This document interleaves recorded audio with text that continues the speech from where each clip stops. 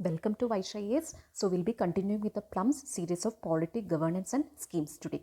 Okay, so if you're new to this channel, please consider subscribing this channel so that you will be getting daily free updates on UPSC. And if you're looking for a good quality test series, then you can contact the number which is given on the screen 7200681675. Now, come to the first question. With which one of the following has the BK Shadane committee dealt? Okay, again a committee based question. Whatever committee, commissions or something like that in news, Rangarajan committee. Okay, I have dealt this in previous episode also. So whichever committees is there, you have to keep a check on this, and whichever committees has been repeated in the previous year question papers, that you have to take a special mention and that you have to take special notes. Okay, please pay special attention to those committees which have been repeated and those which have been asked in previous UPSC papers. Okay, so BK Shadane committee is also a previous year question.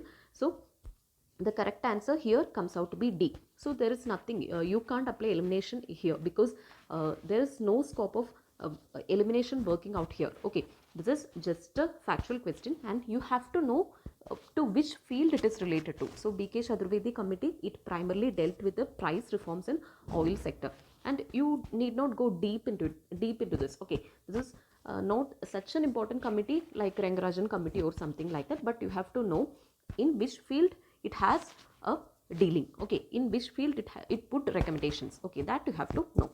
So here the correct answer comes out to be D, price reforms. Okay, now come to the second question. Which one of the following is responsible for the preparation and presentation of union budget to the parliament? A very straightforward question, and this everyone should attend. Okay, so here the correct answer comes out to be Department of Economic Affairs, and it is clearly stated in Lakshmikant. No scope of elimination, purely factual, purely knowledge based question. Okay, now come to the next question. The Constitution 73rd Amendment Act 1992, which is aimed at promoting the Panchayati Raj institutions in the country, provides for which of the following? Again, a typical constitutional amendment question. They'll be picking up certain important provisions, important constitutional amendments they'll be picking, and they'll be asking under this particular Constitutional Amendment Act, which all provisions were brought in by the government. Okay, what are the motives? They'll be asking and they'll be giving some statements. You have to choose the correct statement. And people often get confused with the 73rd Amendment and 74th Amendment. So please go and make a comparative analysis. Which are the provisions of 73rd and which are the provisions of 74th? And from the local self-government, from that part you will be getting one question for sure. So please prepare that portion very religiously. Okay. That is a portion from where you can get maximum marks by investing a comparatively less amount of time.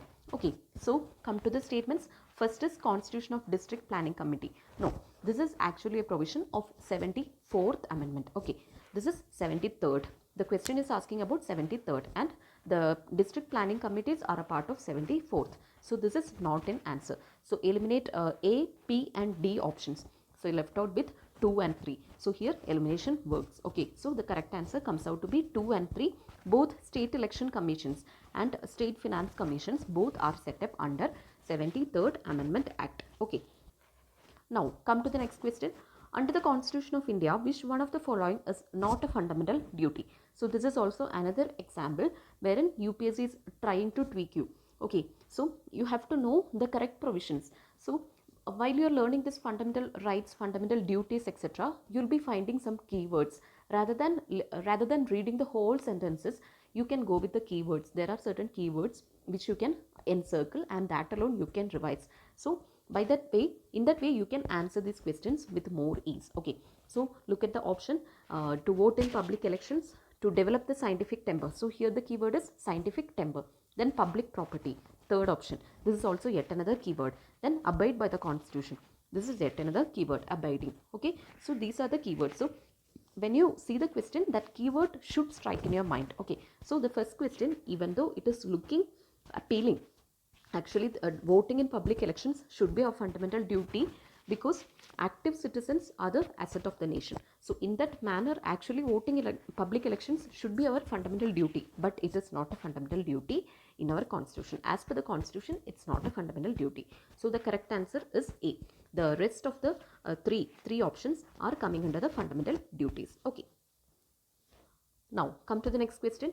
In the Parliament of India, the purpose of an adjournment motion is. Okay. So the questions relating the parliamentary proceedings, the different types of motions, cut motion, adjournment motion, then is what is zero hour, what is question hour, all these things you have to make a correct understanding. Okay, all these things are conceptual things, and you have to make a clear cut clarity in all these things. Okay, so with respect to this adjournment is something like postponing. Okay, so here what is the purpose of adjournment motion? So the correct answer comes out to be A, to allow a discussion on a definite matter of urgent public importance. Okay, so since there is an urgent public importance, we have to put a full stop to the happening proceedings, to which all proceedings which are happening at that instant. We are temporarily postponing that, and we are diverting our attention towards that urgent public importance. So that is actually the purpose of adjournment motion. So your homework for today is you have to look at that B, C and D options, and sorry, you have to make an analysis as to which all provisions, or is there any particular name given in the parliamentary proceedings for these B, C and D options. Okay, we are having many motions.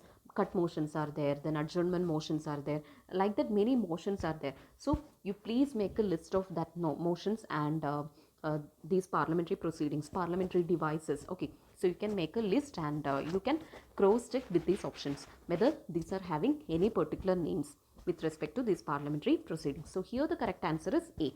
Adjournment motion is like postponing any ongoing activity in the parliament to divert our attention towards that urgent public importance. Okay. That's the end of today's session. So we'll meet in the next week in the next episode. Until then, stay tuned. Thank you.